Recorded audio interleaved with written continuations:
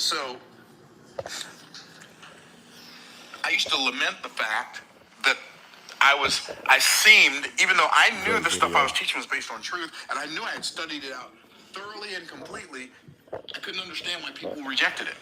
When I started teaching business concepts in churches, because I was what I was finding in the Bible, there was so much resistance. I had a really good friend of mine, really good friend. He passed away, but really good friend of mine, beautiful, beautiful man.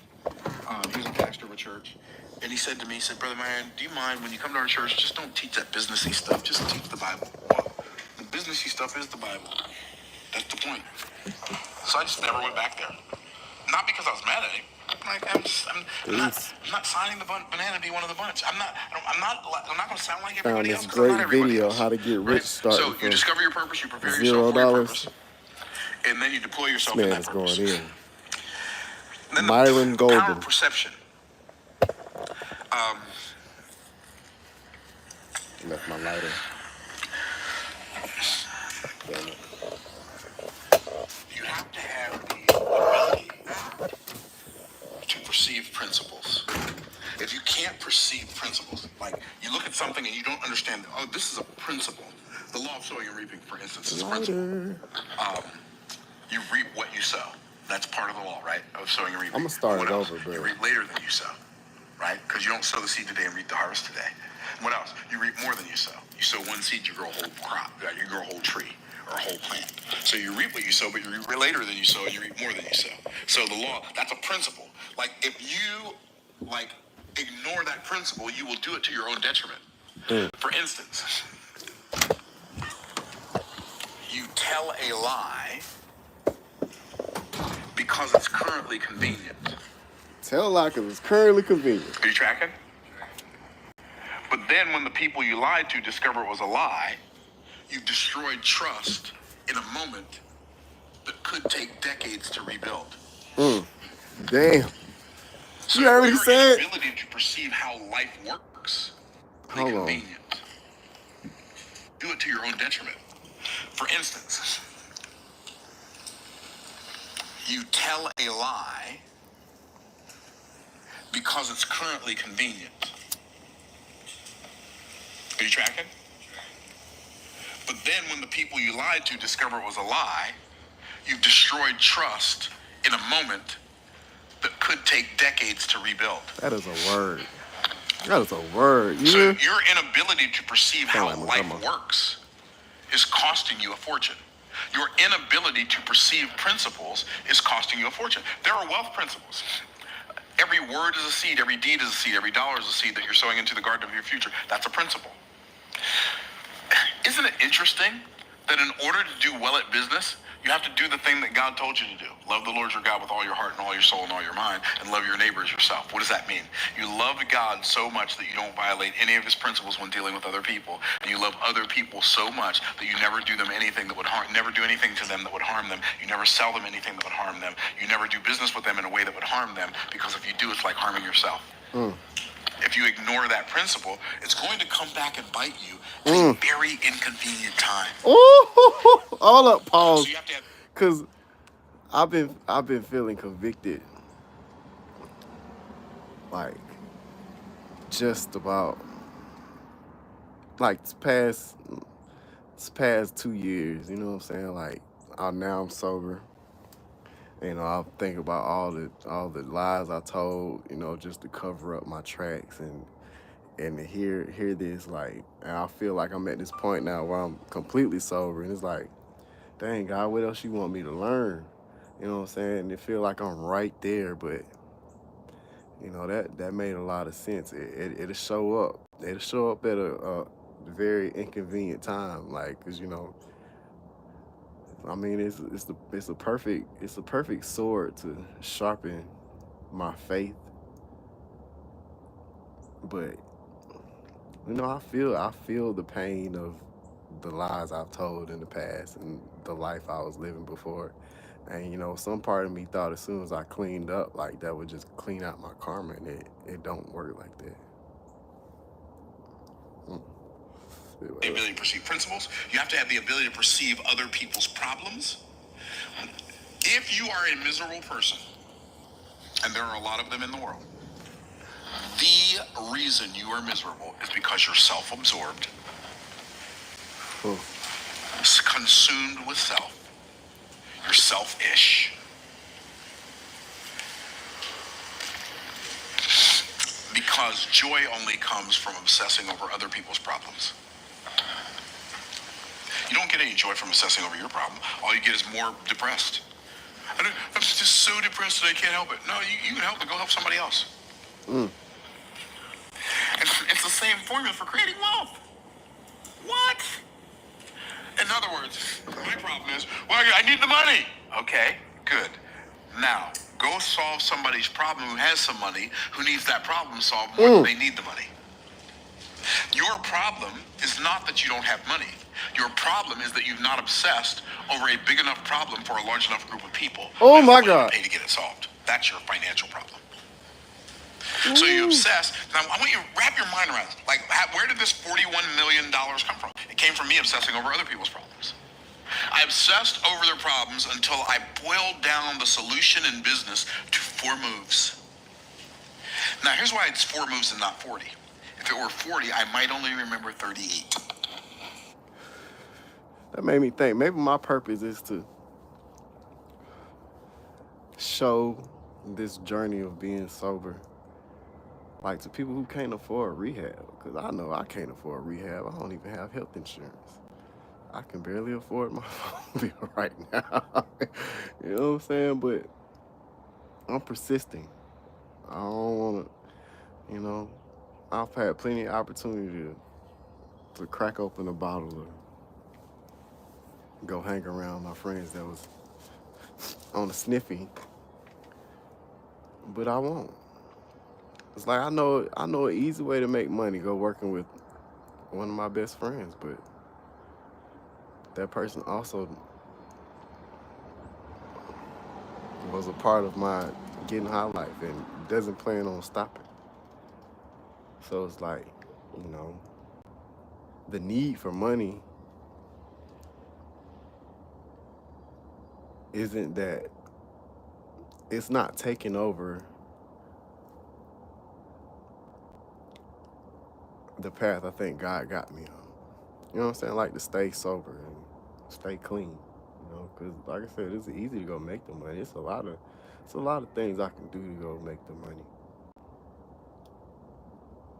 But will it be worth my well-being? You know what I'm saying? Like, I'm in a new arena where I gotta connect with more sober people to make more moves or whatever. So, you know, I think I just got an epiphany about what I'm supposed to be doing. I was just asking this question this morning too, so. If it were 40, I might not be able to do them all. But it's 4. I can remember 4. Bless you. I can remember 4. I can apply 4. And guess what? 4's enough. I know there was a TV show called 8's Enough. They were wrong. It's 4. It's enough. So you obsess over Other people's problems. You obsess over other people's problems. You obsess over your Hook up. or you perceive other people's problems. You perceive the powerful. You perceive people's problems, and then you perceive their payoff. One of the reasons you can't sell is because you're too busy talking about your own stuff. Just talk about my own problems. Don't talk, like, I'm not going to talk to you about my product. I'm not going to talk to you about my piece. My product being, let's say my product is my book. If I'm going to sell my book, if I'm going to sell this book, I'm not going to talk to you about the book. Because you don't care about the book. You only care, what can this book do for you? So if I say, well, buy my book because it's really, really good, and I used to be a trash man, and now I'm the cash man, and so it's a really, really interesting story about my life. 2 words come to your mind so fast you can hardly block them out. So what? But if I say, in this book, I laid out the financial literacy principles that helped me go from making $6.25 an hour. I want the book now. Full time with overtime. Overtime is $9.50. Full time to making 7 figures a month part time. And I have a principle in here I call the money management principle of millionaires. If you only apply that one principle, just that one, you will never be broke again. Now, you've got a reason to want to read that book. I do want to read the I didn't book. talk about the book. The book doesn't matter. The book is only a carrier for the transformation. So you obsess. Oh, you perceive principles, you perceive people's problems, and then you perceive their payoff. And when you're talking to people, you only talk to them about what they get. Stop talking to them about what you have. Nobody cares what you have. Nobody cares what I have. It doesn't matter. They only care what they get. So when I'm talking to you about what I have, I only need to talk to you about what it gets you. Everybody tracking? Say I'm tracking. Okay, cool. So I gotta go fast. Or do a part 2. And I'm probably gonna have to do a part 2. Do a part 2. Yeah, I'm gonna have to do a part 2. I'm gonna talk about one more thing. And then I've got 4 other points that I'm not going to get to today. But I want to talk about the power of precision. The power to get wealth is the power of precision. What does that mean? So the scripture says the race is not to the swift, but the battle to the strong. Neither you have favor to men of skill, nor riches to men of understanding. It has one more thing it says, but time and chance happeneth to them all. Time and chance are not luck. Time and chance are the place. Time is preparation. The place where preparation meets opportunity. Time and chance happen to them all. So, I'm going to end on this story. This is where the $41,375,900 and whatever dollars came from in the last 4.5 years. Appreciate that like, buddy. 2011. Had a conversation with Dagan Smith. Dagan Smith is now and was then. Back then, he was one of the biggest internet marketers you could think of. He made money hand over fist. He was uniquely Dagan. He still is. He's uniquely Dagan. Very brilliant guy. And he said to me, he said, Myron, you are better at presenting with a whiteboard than anybody I've ever seen. He said, you do it in rooms and people just throw money at you. He said, if you do it online, it'll still work. You should take what you do in rooms and do it online. I'm like, okay, well, that's a good idea. So the rest of 2011, I proceeded not to do it. And then all of 2012, proceeded not to do it some more. And 13, and 14, and 15, and 16, and 17, and 18, and 19, and all of a sudden, precision. I'm coming back from Israel. I've got an event scheduled in Dallas, Texas with the same people I've got an event scheduled with this weekend. I need to have a conversation with them. I just thought of something. Anyway, so the COVID propagandemic shut down all the hotels. And we had a hotel scheduled. We had already sold tickets. We had maybe 150 tickets sold. They called me like, our event's a week out. We can't have a meeting at the hotel. They canceled us. They canceled our contract. Should we give the people their money back, or should we make it virtual and sell online? Oh, make it money back? Child, please. Let's make tickets virtual, sell more tickets. We sold 100 more tickets. We did $307,000 in sales. I'm like, we did $307,000 in sales on the internet? This is 9 years now after Dagan Smith told me what to do. Somebody else told me that. Did another event with my daughter, and we did. It wasn't 6 figures, but it was a strong 4 figures, probably $50,000-$60,000. I'm like, then in 2021, started doing my challenge. I'm like, this is a thing. Sometimes you just have to be ready when you're in the right place. Because ready in the right place is what makes the right place at the right time. See, it's you being ready that makes the timing right. You've already been in the right place. So many times in your life you couldn't count that you had the opportunity. You just weren't ready, which made it not the right time. So next time, everybody say next time. Next time you find yourself in the right place, be ready, and it will be the right time. And you can go from 0 to rich. I still have other things I'm going to teach you in part 2. So next Thursday, Next Thursday, I'm going to do part 2 of this video, where I'm going to pick up where I left off on the other. There's 4 more powers, other than the ones I already covered, that I'm going to talk to you about on how to get well. In the meantime, in between time, stay blessed by the best. Go apply what we've learned, what you've learned so far, and we'll see you on the next video. Bye for now. That was a great one. I'm gonna start it over. That was really good. That was really good. Being ready at the right place at Questions. the right I'm going to time. be done because we have a plane to catch. Oh. No, I don't care about your plane. All right, let's see. Was you digging that? That was pretty good. I like. It's popped up on my recommendations a couple of times, and then today it just auto played after I was watching this video about YouTube monetization. But yeah, somebody. I mean, it's been a couple people that told me it's just be more online. You know, do more of what you do. Like, do more of what you do in front of people.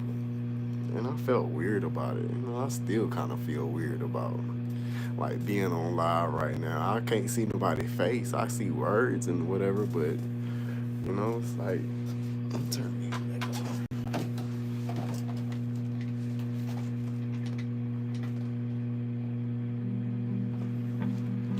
Just being confident in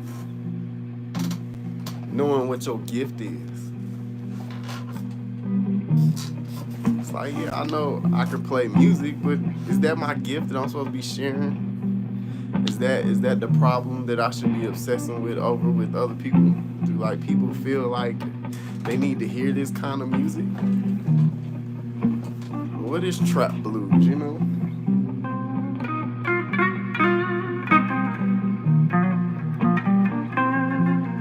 I love playing the guitar on like Sunday morning because it really feel like God talking through me. I was playing the same thing yesterday, same loop, same key, and it felt totally different. Today it just feel like God is good. God is good.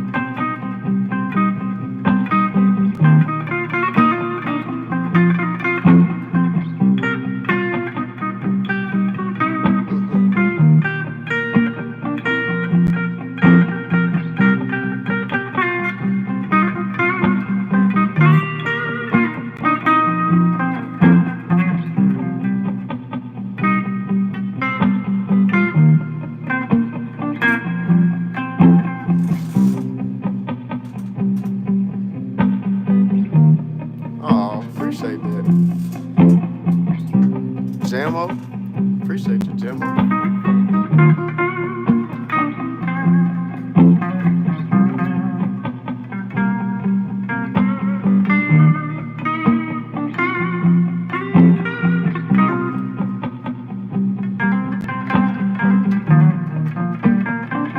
I guess it ties into the point of like he was just saying being prepared or being ready when the time is. Because yesterday when I was playing this, I was just playing it. Now I feel ready for it. I understand that concept almost instantly.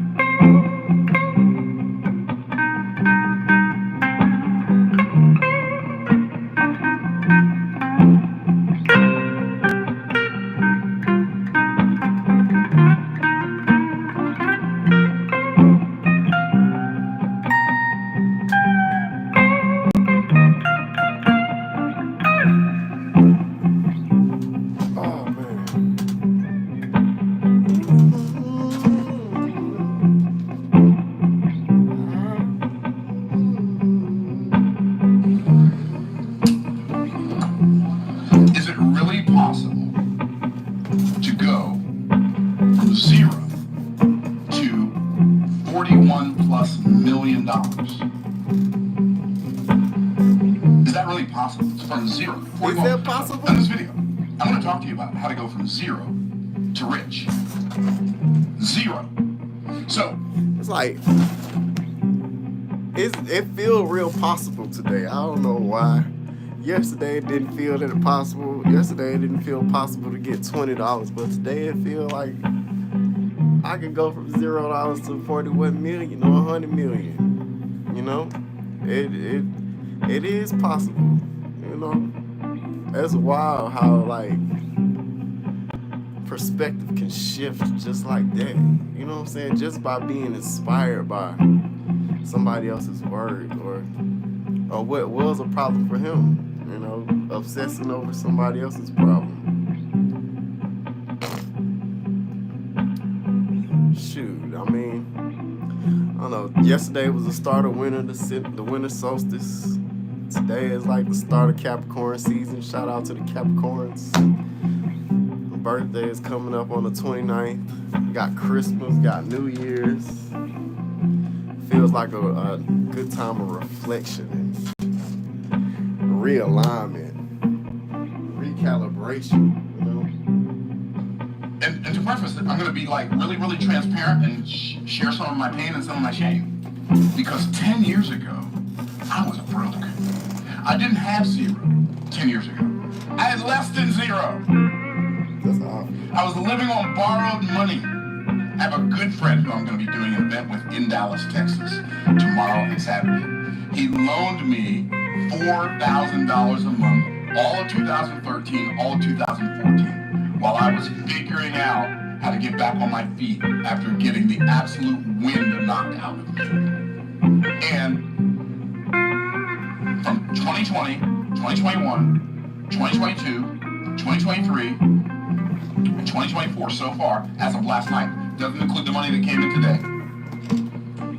Okay. We generated. I gotta put my glasses on so I can see this number. I don't know what I did with it. I just had. Oh, okay. So, this is how much we generated. 2020, 2021, 2022, 2023, 2024. So far, as of last night, not including the money that came in since I went to bed last night. $41,375,946. 2020, 2021, 2022, 2023, 2024. You being a part of this live is helping me get there, so I appreciate that.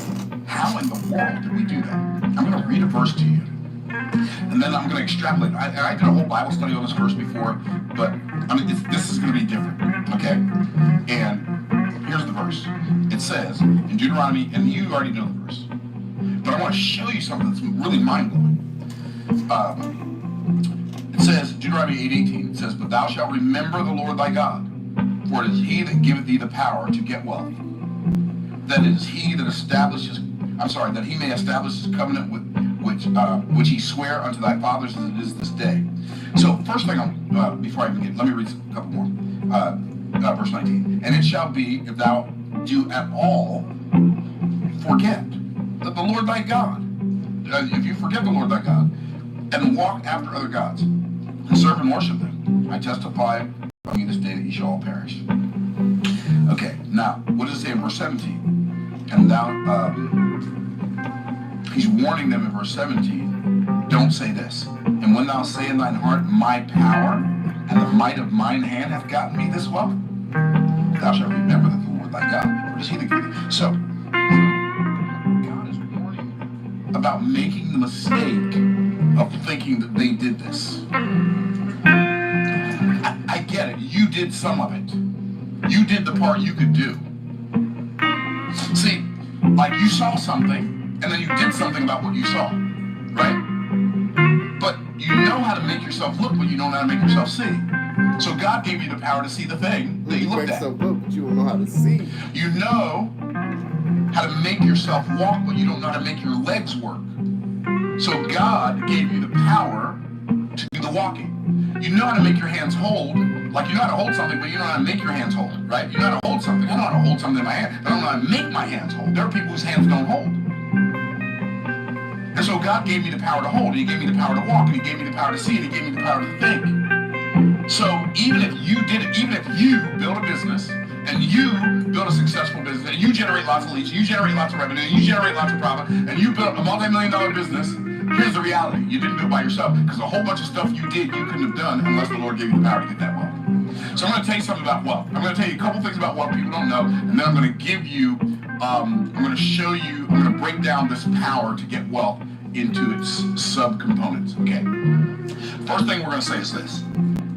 Wealth is, in fact, I'm going to write it on the board. Wealth is a high energy result. So wealth is a high energy result. Because everything is energy, and energy is neither created nor destroyed, just changes form. So wealth is a high energy result. So if you're going to create wealth, you have to operate from a place of high energy. What kind of energy, everybody? High energy. Talk to me. High energy. Okay. So which means, there's a physics principle. Here's what the physics principle says. No high energy result will ever flow to a low energy source. By the way, it's interesting. It says, well, what is power? Power is energy. Like some people call, like electricity, they call it the power company. The electric company, they call it the power company. Some people call it energy, right? But it's the same thing. So it's the Lord that gives you the power. It's the Lord that gives you the energy. Wealth is a high energy result. No high energy result will ever flow to a low energy source. That's why you have to become hyper intentional about everything that you say, because the words that you speak have energy. And that energy I'm gonna get rich. telling the world something about you, whether you match what they are looking for. So wealth is high energy result. No. So like you take a 747 jumbo jet, it holds, I think, 419 people, which is a lot of people on an airplane, right? It's like a small town. And fully loaded, a 747 weighs 986,000 pounds. Now, that doesn't seem like like when you see 987,000 pounds, the first thing you think is not, you know what, I think what I'll do is I'll see if I can get this 986,000 pounds 5 miles in the sky and see if I can get it moving about 500 miles an hour. Right? That's not the thought that comes to your head. But when you see a 747, it always has 4 engines. It has 2 on each wing. Those engines are not lawnmower engines. They are not 4-cylinder hybrid Prius engines. They're not even Rolls-Royce W12 combustion engines. They are very, very powerful jet engines. In fact, 747s are so overpowered, if they lose 3 engines, the plane can still fly with 1. It won't fly straight, but that's why they have 4 engines. It's quadruple redundancy, right? And so you say, Marion, what's your point? My point is, if you desire wealth, which is a high energy result, then you must become a source of what? High energy. Talk to me about a source of what? You have to become a source of high energy. So you have to become a source of high energy, and when you become a source of high energy, then high energy things will start flowing towards you. But if you're a source of low energy, then you will only low energy things will flow towards you. And then some people, Marion, that sounds new age. First of all, all truth belongs to God. High energy. And part of the problem with New Age ideology is they want to use the truth that belongs to God without giving the credit to the God that owns the truth. Okay? So if it's true, it's true. It doesn't matter who believes it. If something's true, it doesn't matter if somebody who's New Age or Old Age believes it. It doesn't matter. Why? Because true is true. Right? Okay, so the other thing that I want to bring to your attention about wealth, other than being a high energy result, which means you have to start right now, today, being a source of high energy. When people ask you how you're doing, stop saying, fine. Stop saying, above the dirt. Yes, sir. Right? How you doing? I'm surviving. You're broke. All of those are broke answers. By the way,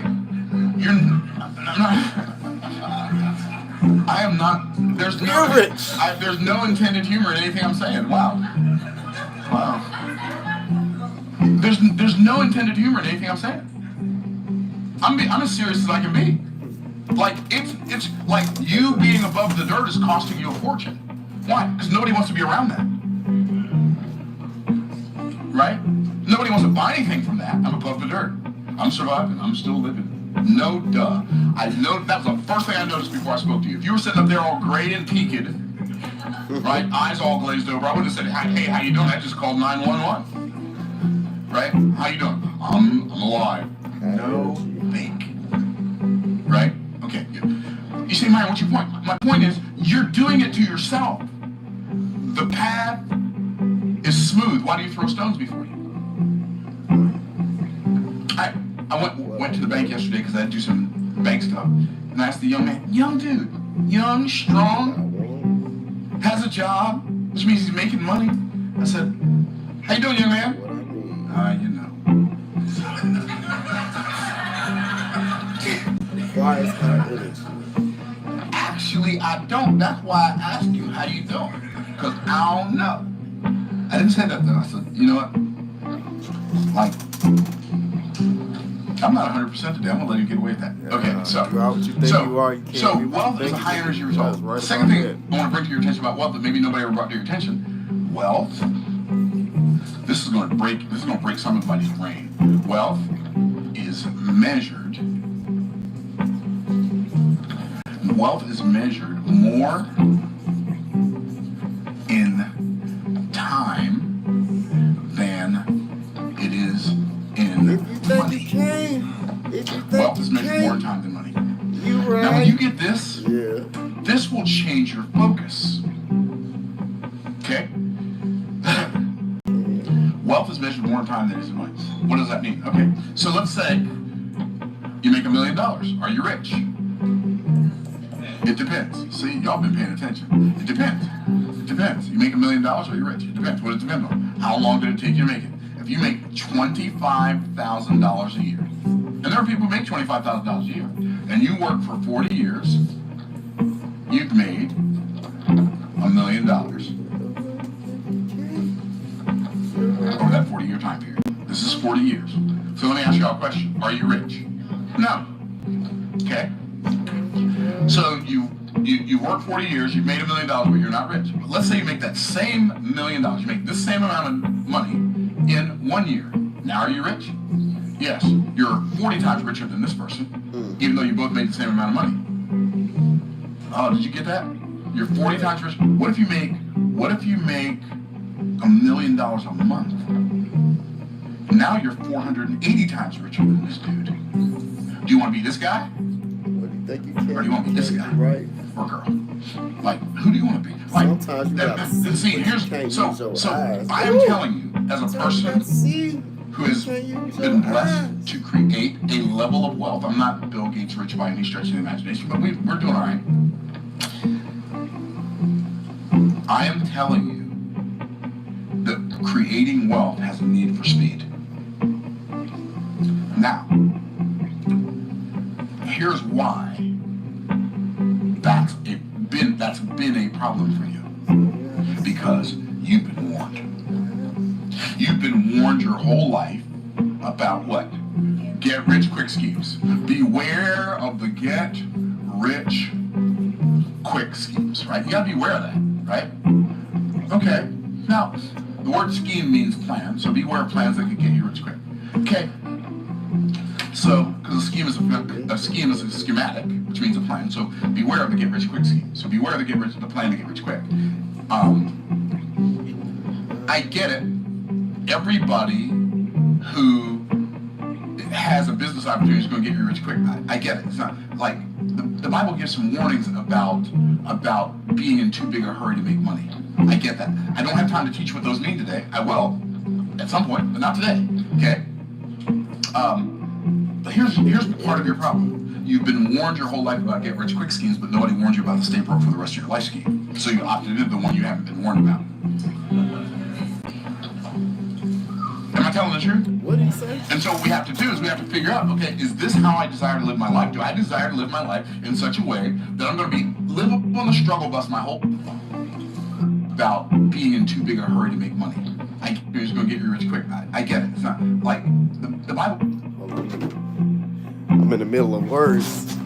Let's say Sometimes you gotta see without your eyes. Amid the energy, match the vibe.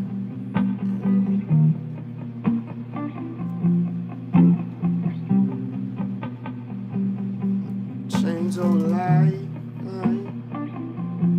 Tell you what you need to change your life.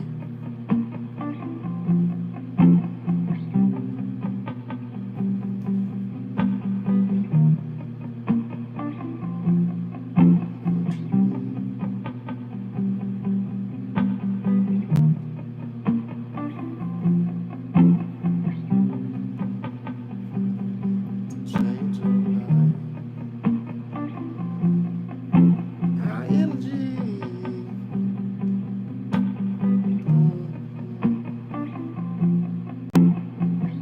High energy.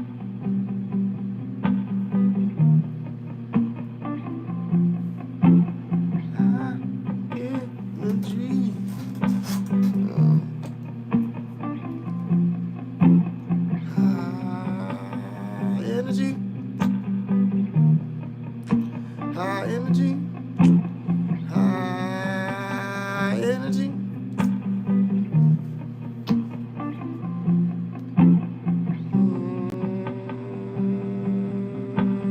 Energy. Yeah, hold it, bitch. High energy. Yeah. We'll give some warnings about being in too big a hurry to make money. I get that. I don't have time to teach what those mean today. I will at some point, but not today. Okay. But here's part of your problem. You've been warned your whole life about get-rich-quick schemes, but nobody warned you about the stay broke for the rest of your life scheme. So you opted into the one you haven't been warned about. Am I telling the truth? Yeah. And so what we have to do is we have to figure out, okay, is this how I desire to live my life? Do I desire to live my life in such a way that I'm going to live on the struggle bus my whole life when it's totally unnecessary? Because there are people in the world, hey, watch this now, there are people in the world whose problems you can solve right now. You don't have to wait, you don't have to go back to school to be able to solve the problem, you don't have to go take a class, you don't have to get a certification, you just know how to solve the problem. Why? Because you went through the problem and you solved it, and now you can solve theirs.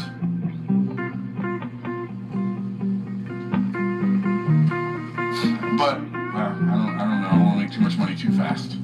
Gotta slow this thing down. It's going too fast.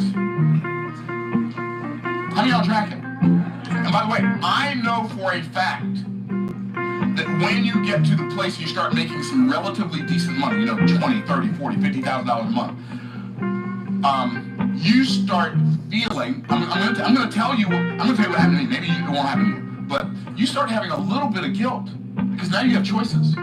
You have choices that the other people around you in your life don't have.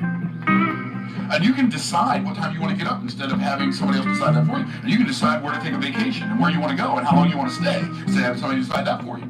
And you can decide what neighborhood you live in and what car you drive. And now so you have all these choices, but everybody around you is still like, you're like, you want to go to the golf course, so you call somebody, hey, you want to go play golf? No, man, I gotta go to work, man. What are you talking about? Go, it's the middle of the week, what are you doing? No. And you're like, oh yeah, I forgot.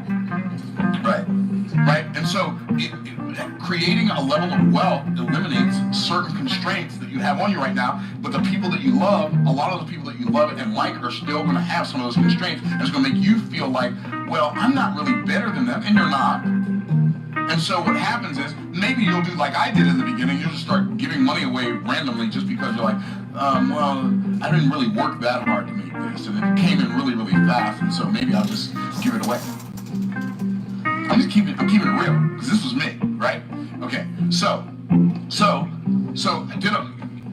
when you understand wealth has a need for speed. Life is filled with strife. The reason I think those two breakthroughs, number one, wealth is a high energy result, is so that you become a source of high energy. Hey, that goes the song, dog.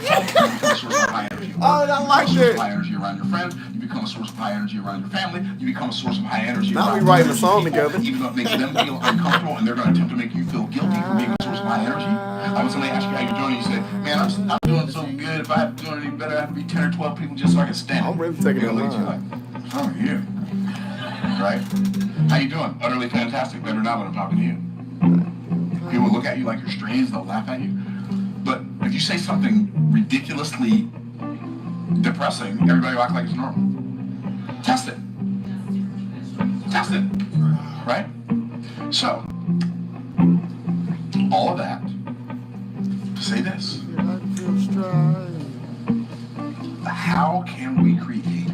How can we use this power that God has given us to get wealth, to go out and get the wealth? Well, before I tell you that, let me show you some stories in the Bible of some people who, when they got rich, it didn't take forever. So, like 2014, 10 years ago, I was broke. Hey, 10 years ago, I was broker than broke. 10 years ago. Everybody say 10 years. I like 10 that. years ago, I was sitting on my patio in my rented house because I couldn't buy one because my credit was too bad. And the only reason I was able to rent a house is because I put down first and last month's rent and a security deposit. That's how bad my credit was. My credit was like a 5 something. 10 years ago. And I think it was like 530 something. It was really bad. I had just gone through like a short sale and a repo. It wasn't really a repo. It was more of a repo. My car got me-possessed. You say, what's me-possessed? So me-possessed, when they come get it from you, me-possessed is when you just take it back to them. Where do you want me to bring this car? Back? Okay. I'm keeping it real. It was not a fun time in my life. I can laugh about it now, but I wasn't laughing about it then. I was literally like a little baby, right? Crying. Why am I telling you this? Because 10 years is going to go by, whether you get rich or not. The next 10 years is going to go by.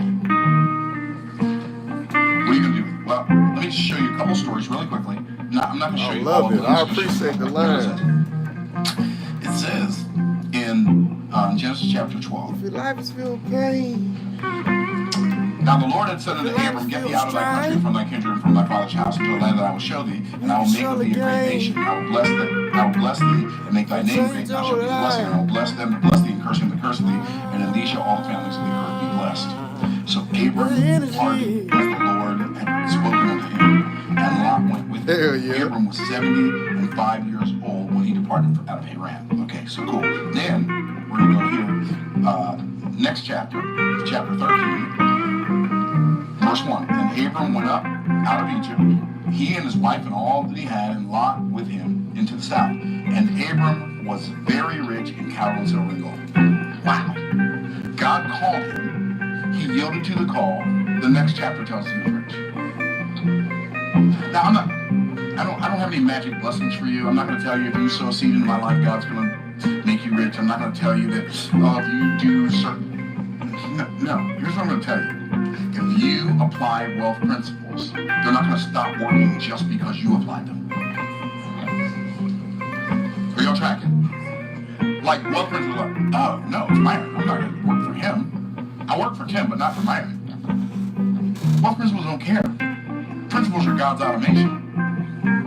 God set up principles so they would do what they do without him having to use any of his effort. How many of y'all tracking? Say yes. Yes. Okay. So here's another one of my favorites. 1 Kings chapter number 3. This is so... I want you to notice the wording too. Notice the wording. So this is King Solomon. God came to Solomon and said, ask what I shall give thee. Solomon said, dear Lord, give me the wisdom to do the thing you put me on this earth to do in a way that pleases you and serves the people you put me here to serve. And then it says, and the speech, verse 10, 1 Kings 3:10. 1 Kings chapter 3, verse 10. And the speech pleased the Lord that Solomon had asked this thing. And God said unto him, because thou hast asked this thing, and hast not asked long life, ask for thyself long life, neither hast thou asked riches for thyself, nor hast thou asked for the life of thine enemies, but hast asked for thyself understanding to discern judgment. Behold, I have done according to thy words. Not I will do. I have done according to your word. I have done according to your word. I've done it. I've done according to your word.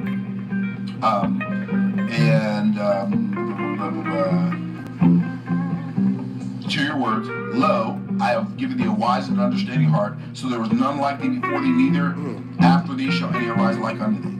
And if and I have also,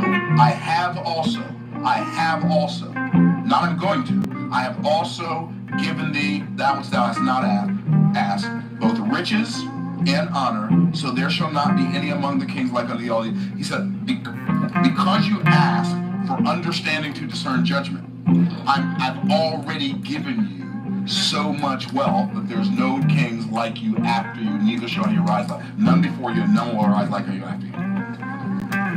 That's some serious power to get wealth. So what is this power? So now I'm going to break it down. Y'all ready? We're going to go from this. How did Myron Golden go from being broke as a joke and ready to choke, living on borrowed money 10 years ago? How did he go from in the last 2020, 21, 22, 20, 21, 22, 23, and half of 24 in the last 4.5 years, $41 million in revenue. How you go for $41 million? Does that sound unnatural to anybody besides me, or is it just me? It sounds pretty unnatural, right? I'm going to show you. So here's what I realized. Okay, what are the things, the awarenesses, and the intentions that I received from God that resulted in this massive, like, rapid wealth creation events? Experience, not events. Okay. One, the power to get wealth is number one. It is the power of pain. P-A-I-N-E. I mean P-A-I-N. Pain. I added the E just in case there's anybody here whose last name is Pain. Okay, no, I don't know why I added the E. So the power of pain is part of the power to get wealth. Huh. What does that even mean? Okay. One of the reasons people don't get wealthy is because they don't have to. They are so comfortable where they are right now, and they've been so comfortable their whole lives, they don't have enough pain to move them off of square one. Like, yeah, I'm alright. Yeah, being wealthy would be nice, but that's not necessary because I'm already alright. I've said this before, I'll say it again. One of the biggest things that keeps people from $250,000 a year is $500,000. I mean, it's $100,000 a year. You get to 100,000, and here's what you are. You're a $100,000 baller. Little B. But you think you're a big B. Little B. I'm not making fun of anybody. I was that guy. Then you get to $250,000. You know, $250,000 is about a little over $20,000 a month, right? So, like when I say $250,000, let's think about it like we make money, right? A little over. That's like $5,000 a week. $5,000 a week. Imagine taking home $5,000 a week. How many of y'all, honestly, if you're taking home $5,000 a week, you feel like a baller? Come on, yeah, I felt like a baller when I was taking home $5,000 a week. I got my baller. Little B, baby. Little B. Little B. That's a little B. That ain't a big B. $30,000 a month. $30,000 a month is $360,000 a year. You show enough feel like a baller 30. I can remember, and it was. I don't generally get embarrassed, but I was a little embarrassed for about a half a second before I got enlightened. I was at a Robert G. Allen wealth retreat, and he asked for testimonials, and I had a testimony. Hey, Robert G. Allen, I have been listening to your material and reading your material for years. I used to be a trash man, making $6.25 an hour. Now I'm a cash man. I make 6 figures a month. I'm making like 30,000. No, I wasn't making 30,000 a month. I'm making 30,000 a month. My expenses are 5,000 a month. I live like a king. You know what he said? That was my testimony. You know what he said? He's like, wow, you're about to have a breakthrough to the really big money. And there were 700 people there. I'm like, and my first thought was, did he just diss my 30,000 a month in front of 700 people? Like, no, I'm serious. I was a little taken back. I was the richest person I knew. Until I got in that room. I wasn't the richest, but I was one of them. I knew a couple people richer than me, but I was one of them. I mean, I was a baller, little B, thought I was a big B, because when you're a baller, little B, and there ain't no other baller, little B, you feel like, you know, in the land of the blind, the one-eyed man is king. And so he said that to me. At first, I was a little irritated. I was a little embarrassed. I was a little taken back. And then all of a sudden it hit me. Wait. There's a level of wealth where $30,000 a month is not any money. There's a level of wealth. I want you to think about $30,000. You got to understand, I've never had a job where I made more than $30,000 a year in my life, ever. So I'm making more a month than I used to make a year, and I'm still a baller with a little B. And I asked Bob Allen. He's Bob Allen, baller with a big B. He said, no, you got the breakthrough. I'm like, I thought I already broke through. And you telling me I ain't even in the neighborhood yet. Right? So what sometimes we have to get around somebody with a different perspective, with a deeper awareness, so that we can be enlightened, so we can see what they can show us what they've seen, so we can see more than we've seen. Y'all tracking? And so, okay, I'm like, by the way, that was a transformational moment for me in my life. So some of y'all just don't have enough pain in your life. See, I had so much pain. Like, I knew what no felt like. I knew what it felt like when life told you no. Like, I knew it. I knew what it was like for people to make fun of you because you were poor. Even before I realized I was poor. Right? Okay. So, pain. The power of pain. It's like Damon John's book. Damon John wrote a book called The Power of Broke. Has anybody read that book? That book will change your life. You know why? Because it'll make you realize that it doesn't take money. The Power of Broke. It takes awareness, and some intention, and some decisions. Anyway. So the power of pain. The pain of reality. Life doesn't always give you what you desire. How many of y'all can pick up what I'm putting down? You know, sometimes life is hard. And so the reality of the fact that this is real. This is real. When my wife was 8 months pregnant with our first child, our water and our electricity were both disconnected at the same time. As a man, that was pain. This is real. When my first child was born, I was on welfare for 4 months. And I remember the welfare office person saying to my wife while I'm in the room, like I'm just a bump, like I'm just a spot on the wall, oh, we could give you more money if he wasn't in the house. That's crazy. That's crazy. Pain. See, you haven't had that pain. You haven't had enough pain in your life to create enough spark to go create wealth. Okay, the pain of reality. The pain of relationships. You know what's really awesome about God? I remember when I was reading the story about Shadrach, Meshach, and Abednego in Daniel chapter 3. And Nebuchadnezzar said, I'm going to give y'all another chance to bow down to this idol of me. But if you don't, he said, I'm going to heat the furnace 7 times hotter than it's ever been heated. I'm going to kill you 7 times deader than anybody's ever been killed. I mean, their response that I ain't bound down to your idol made this man lose his mind.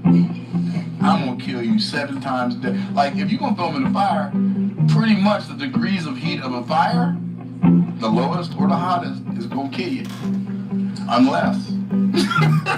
Unless you're dealing with God fire, because you know in the Bible there's 3 different kinds of fire. There's the fire that burns. That's the kind that Elijah called down from heaven and consumed the captain and his 50. There's the fire that don't burn. That's the fire that talked to Moses from the burning bush, but the bush was not consumed. And then there's the most unique fire in the Bible. I call it the fire that burns some folk and don't burn other folk. That's from Daniel chapter 3, where the most mighty men who were in Nebuchadnezzar's army threw Shadrach, Meshach, and Abednego in the fire. And the fire was so hot it killed the men that threw them in, but they fell down bound in the midst of the fire, and it only burned off their robes. What? You see, Myron, what's your point? They said, our God whom we serve is able, and he will. I love about God, something we find in God that we don't find in any other person or in many other people. He's both able and willing. See, you got a lot of folk in your life who are willing to help you when you're in need, but they just ain't able. You might know a couple people in your life who are able, but they don't like you that much. They just ain't willing, right? But in God, we find both willing and able. And so the pain of relationships is relationships are hard because other people aren't you. Right? If you want to know how hard it's going to be for you to control somebody else, think about how hard it is for you to control you. All right. I rest my case. Defense rest, Your Honor. Okay. So, the pain of rejection.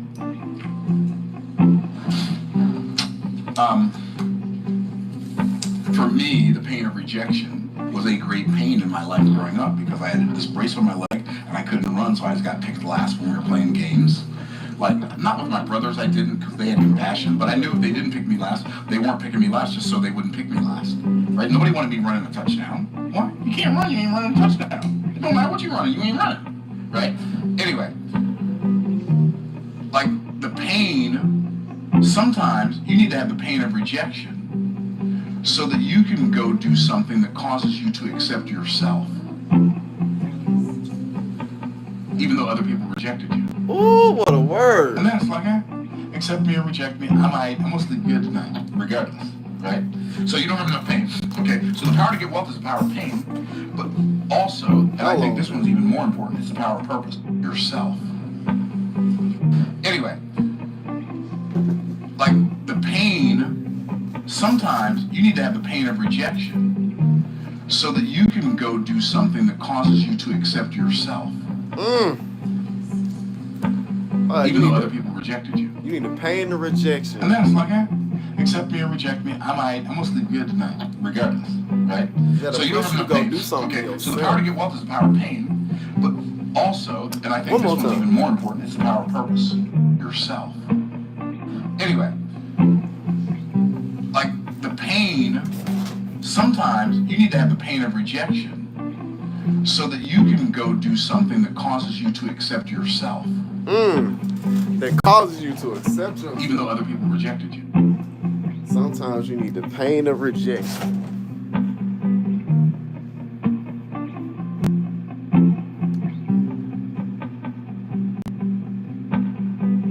Damn, that's a word. One more time. Of rejection. Anyway, like the pain, sometimes you need to have the pain of rejection so that you can go do something that causes you to accept yourself, even though other people rejected you. And then it's like, accept me or reject me, I'm gonna sleep good tonight, regardless, right? So you don't causes you to accept so the power to get wealth is the yourself. power of pain, but also, and I think this one's even more important, it's the power of purpose. If you're gonna get rich, you're gonna find your wealth in the arena of purpose. And purpose is the thing you were made for. Like you were created for a specific purpose, to serve a specific group and kind of people to a specific end. And God has equipped you uniquely to do your thing. I was watching this video this morning. Alex Ramosi was talking about this girl that built $1 million business with 5,800 Instagram followers. But it was very niche. She taught diet. If you're a football fan, I'm an Atlanta Falcon fan. Born and raised in Atlanta. ATLN. Playing the Giants, New York Giants. And we got a rookie quarterback starting after just paying $100 million to Kirk Cousins. Kirko Chains. Man, I'm excited. But anyway, let's finish. Dietitians how to build insurance companies. $1 million business, $1 million in profit. I'm like, okay, you don't want me teaching registered dietitians that.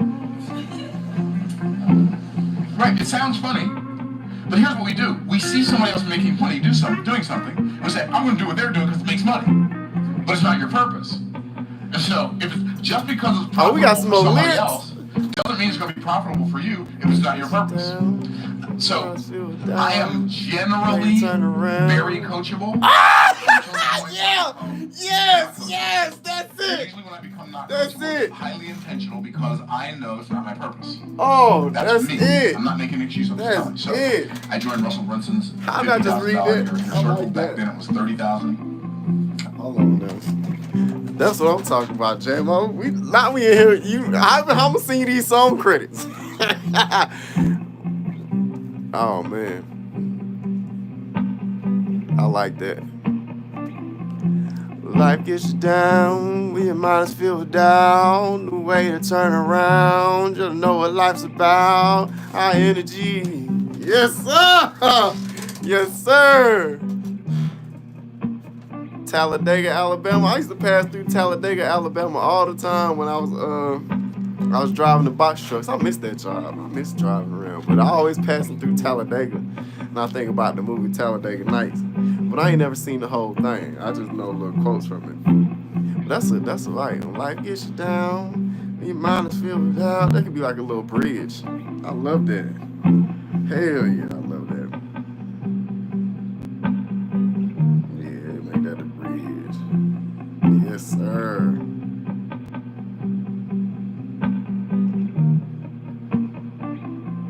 When life gets you down, your mind filled with doubt.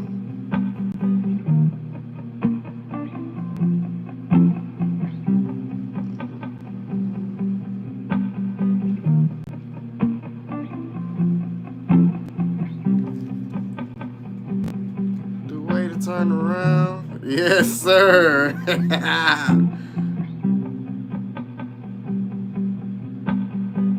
Now we finna be on YouTube writing songs together. I love it.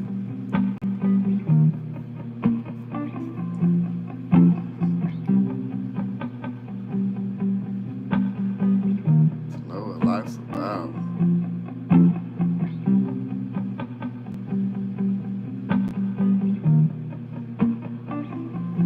High energy.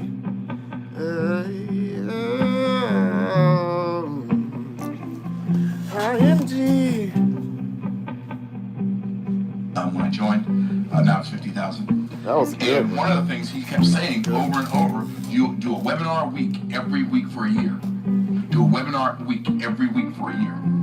And I'm like, do a webinar a week every week for a year.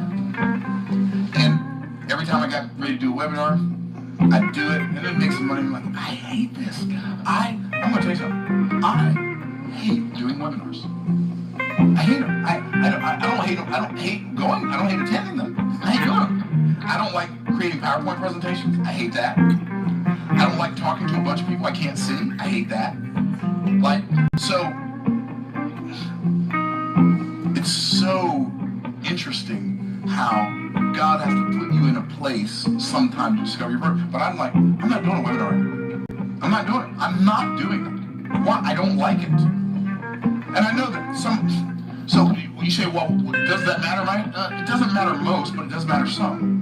You have to build your business in a way that serves you at the highest level, so it gives you the energy and bandwidth to serve your clients at the highest level. If you're doing something that you hate to do, how long will you really do it? Will you persist when it gets difficult? When it becomes difficult? Will you persist when it seems like it's not working for you and it's only working on you? You won't if you don't like it. Like, I don't like doing webinars. Guess what I still don't do this day? I don't do webinars. Why? I don't like, if I do a webinar, it would be more of a Zoom meeting. I like Zoom meetings because I can see people's faces. Then I can tell if what I'm saying is making sense to more than just me. But if I'm talking to a computer screen, I'm just like, type 1 in the chat. What does that mean? I'm like, everything about it, I just don't like it. I know. I think webinars are great. I think they work very, very well. I know a lot of people made a fortune doing webinars. I just don't like doing them. Why would I build a business where every day or every week I've got to do something I hate just so I can make money? All good money ain't good. Okay. So, you discover your purpose. How do you discover your purpose? Your purpose, you're going to find at this intersection. So you're going to find something that you're good at. This is your proficiency. Proficiency. I think I spelled that right. Proficiency. That's your proficiency, what you're good at. And then, actually I jerked that wrong, so let me move this. I'm going to move this guy because I can. Not writing it again. Okay. This is, I love a digital whiteboard, digital blackboard. Okay, so this is your passion. This is the thing you love to do. This is your proficiency. This is the thing you're good at. So, that's the arena of purpose. Did you get it? That is the arena of purpose. The place where your proficiency intersects with your passion. Delight thyself also in the Lord, and he shall give thee the desires of thine heart. I used to think that meant if I delight in God, then he's going to give me what my heart desires. But I matured to discover that when I delight in God, he gives me what to desire. And when he gives me what to desire, then he gives me what I desire, because he desired me to desire it in the first place. God is not in the habit of frustrating his children. Oh! Evil know how to give good gifts unto your children. How much more shall your heavenly Father give good things unto them to ask him? So, God is not in the nature of with that being the frustrating his case, children. when I find my purpose, if I spend my time there, and so because I never saw anybody do this thing I do, so I didn't have somebody look, oh, I'm going to do what they did. I can't do what they did because I ain't them. And so I loved teaching the Bible, and I loved teaching business. I didn't know I could teach them both together until I started doing it, and people started saying, well, that's cool. Teach me more. I'm like, I get to do the thing I was made to do. Like, I spent decades of my life studying the Bible. I spent decades of my life studying business. I did an Instagram live, I think it was Tuesday night with David and Charlotte Mitchell. And one of the things David said, he said, you know, Myron and I, like David's in ministry, Myron's in ministry, he said, I knew Myron as an evangelist, but I didn't know he had been reading all these books on business and studying all this stuff about business. I love business. Why? It gave me the ability to fire my boss. I don't have any outfits that match a boss, so I didn't want to and so I read all these books, learned all this stuff, applied it, figured out what worked for me, and I did it. And then I said, you know what? There's this principle in the Bible that talks about that. There's a principle in the Bible that talks about that. I'm like, oh, it matches. And so I started talking about that. I didn't know there was a niche for that. And I just said, I'm going to be authentically and uniquely me, and let it open the doors it opens and close the doors it closes, and then I will only be in rooms I desire to be in. I think about Funnel Hacking Live, which was the conference I met you there. I think it was 2018, wasn't it, Ryan? I met Ryan at Funnel Hacking Live. I had a round table, and I wasn't. And so I'm sitting at this round table, and I'm breaking down the principles that have become the Boss Moves book. And I'm breaking down these principles, and I think you sat at my table the whole time, or at least almost the whole time. Anyway, so I didn't know him, he didn't know me, and then we were both from Tampa. It was so odd and different. But anyway, so